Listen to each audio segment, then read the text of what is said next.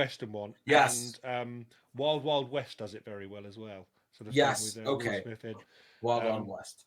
so that style is very kind of popular, and they kind of there's lots of groups over in the UK that do that. I think it's a big scene in America as well. I think so Um, too. Now that you mention it, you know. and then so they've kind of been embraced by them and done lots of shows with them. I've started being embraced by the folk community because I think they see Yeah. what I do as kind of quite folky as well. And yeah, there's definitely those influences there. Um, Well, once and you then whip out the also, banjo lele, like that's you're in. Like you're kind but of but I started off on I guess what you'd call the vintage reenactor scene over here in the okay. UK.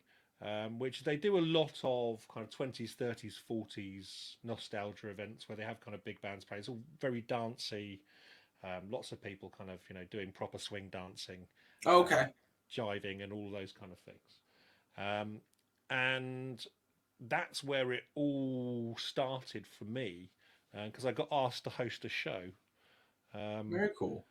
because the host had dropped out last minute, and so I kind of exhausted my limited number of jokes that I could Yeah. do on a stage. So They, awesome.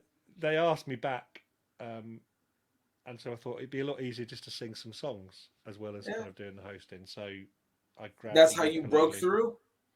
grabbed the ukulele, and started bashing out some Yeah, covers I on was, it.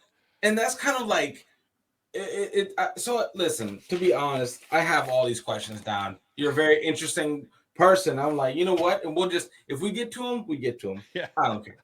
You know, but so the ukulele was the afterthought. You yeah. never went in full uke.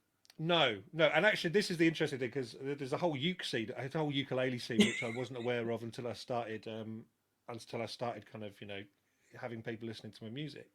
But it was never